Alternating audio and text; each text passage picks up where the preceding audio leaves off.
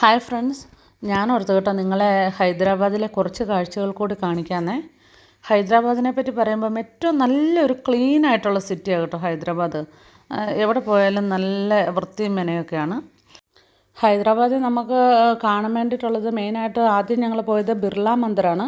പിന്നെ ബിർളയുടെ തന്നെ space museum, science and space museum. അതിനുശേഷം പിന്നെ നമ്മൾ സിറ്റിയിൽ കൂടെ പോയി പാർലമെൻറ്റ് ഹൗസ് കണ്ടു. പിന്നെ ഹൈദരാബാദിൻ്റെ ഒരു പ്രത്യേകത എവിടെ നോക്കിയാലും പ്രതിമകളുടെ ബഹളമാണ്. പിന്നെ ഞങ്ങൾ ചാർമിനാർ കണ്ടു. അതിനുശേഷം പോയതായിരുന്നു ഫിലിം സിറ്റിയിൽ. ഫിലിം സിറ്റീനെ പറ്റി പറയുകയാണെങ്കിൽ ഒരു 2-3 വീഡിയോ ഇട്ടാലും തികയില്ല, അത്രയും പറയാനുണ്ട്. പിന്നെ ടൗണിൽ സിറ്റിയിൽ കൂടെ എവിടെ പോയാലും ഇതുപോലെ മനോഹരമായ നിർമ്മിതികൾ നമുക്ക് എവിടെയും കാണാൻ വേണ്ടി പറ്റും കേട്ടോ. പിന്നെ അവിടെ എടുത്തു പറയാൻ വേണ്ടിയിട്ടുള്ളത് സ്ട്രീറ്റ് ഷോപ്പിങ്ങുകളും പിന്നെ ഹൈദരാബാദി പേളൊക്കെ നമ്മൾ പേര് കേട്ടതാണ്. പിന്നെ അടുത്ത് നമ്മൾ കാണാൻ വേണ്ടി പോയതാണ് നിസാമുദ്ദീൻ്റെ കോട്ട. അത് 1600കളിൽ പണിതാണ്. ഇത്ര എന്തേരം ദൂരത്തിലത് വ്യാപിച്ച് കിടക്കുന്നതെന്നറിയാമോ? ഒരു താഴെ ഒരു അടിവാരത്തു നിന്ന് തുടങ്ങി അങ്ങ് ഒരു കുന്നിൻ്റെ മുകളിൽ വരെ കിലോമീറ്റേഴ്സ് ആൻഡ് കിലോമീറ്റേഴ്സ് ഇങ്ങനെ വ്യാപിച്ച് കിടക്കും. നമ്മളത് സ്റ്റെപ്പ് കയറി ചെന്ന് നമ്മുടെ ഊപ്പാടെത്തും.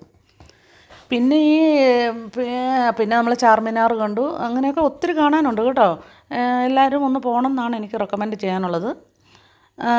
ഈ നിസാമുദ്ദീൻ്റെ കൊട്ടാരവും പണ്ട് ഇവിടെയൊക്കെ ആൾക്കാരൊക്കെ താമസിച്ചുകൊണ്ടിരുന്നതാണല്ലോ എന്നും അവരുടെ ജയിലുകളും പീരങ്കിയും അങ്ങനെ ഒത്തിരി കാണാനുണ്ടായിരുന്നു നമുക്ക്. ഇതിൻ്റെ വേറൊരു പേരാണ് ഗോൽക്കൊണ്ട പാലസ് എന്ന് കേട്ടോ. അങ്ങനെയാണ് ഇത് അറിയപ്പെടുന്നത്. പിന്നെ ഹൈദരാബാദിനെ പറ്റി പറയുമ്പോൾ ഉണ്ടല്ലോ രസകരമായ പല കാര്യങ്ങളുണ്ട്. നിങ്ങൾക്ക് ഹൈദരാബാദിലെ ലാംഗ്വേജ്, അതായത് തെലുഗു ഭാഷ അറിയാവോ? എനിക്ക് കുറച്ചൊക്കെ അറിയാം കേട്ടോ. നമ്മൾ തെലുങ്കിൻ്റെ അകത്ത് നമ്മൾ സംസാരിക്കുമ്പോൾ ഉണ്ടല്ലോ അവിടെ മെയിനായിട്ട് നമ്മൾ കേൾക്കുന്ന ഒരു സാധനമുണ്ട്, ഇൻഡി എന്നുള്ളൊരു ലാസ്റ്റത്തെ ഒരു പ്രൊനൗൺസിയേഷൻ. ഏമണ്ടി ചെപ്പണ്ടി അങ്ങനെ അത് പറയുന്നുണ്ടല്ലോ. നമ്മൾക്ക് അവരോടുള്ള ഇല്ലെങ്കിൽ ഒരു റെസ്പെക്റ്റിൻ്റെ ഭാഗമായിട്ടാണ് അതെ. നമ്മൾ എന്ത് കാര്യം പറയുമ്പോഴും ഇതേപോലെ ഏം കാവാലണ്ടി, ഞാൻ ഒസ്തുന്നേനണ്ടി, അങ്ങനെ എന്ത് പറയുമ്പോഴും ഇണ്ടി എന്നുള്ള വാക്ക് ചേർത്ത് പറയുന്നതാണ് അവർക്ക് റെസ്പെക്റ്റ്. അതേസമയം നിങ്ങൾക്ക് അവിടെ നിന്ന് അടി കിട്ടണമെങ്കിൽ അതിനുമുണ്ട് കേട്ടോ.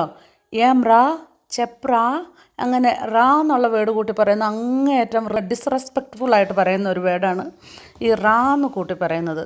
അങ്ങനെ ആരുടെയും പിന്നെ ചെന്നൊന്ന് പറഞ്ഞാൽ മതി, നല്ല തല്ല് മേടിച്ചുകൊണ്ട് പോരാം കേട്ടോ.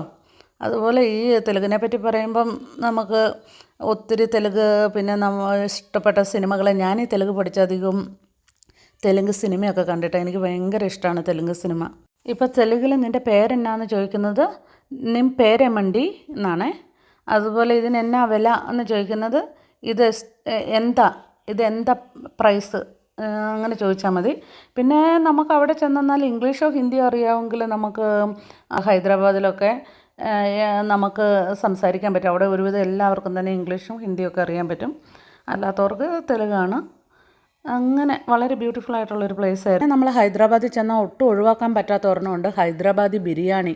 അവിടുത്തെ ദം ബിരിയാണിയും പുലാവും ഒക്കെ ഭയങ്കര ടേസ്റ്റി. അതുപോലെ അവിടുത്തെ ചില ബേക്കറിയിലുള്ള സ്വീറ്റ്സുകൾ, പാനിപ്പൂരി, ബേൽപൂരി, ഇതൊക്കെ. അങ്ങനെ പറ്റുന്നവരൊക്കെ ഒന്ന് ഹൈദരാബാദിൽ പോയിട്ട് പോകാം കേട്ടോ. ഈ കാണുന്നതാണ് സ്റ്റാച്യു ഓഫ് ലിബർട്ടി. ഇത് രാമാനുജൻ്റെ പ്രതിമ, ഒത്തിരി വലിയ പ്രതിമയാണ് കേട്ടോ. അപ്പോൾ ഇതൊക്കെയാണ് ഹൈദരാബാദ് വിശേഷങ്ങൾ.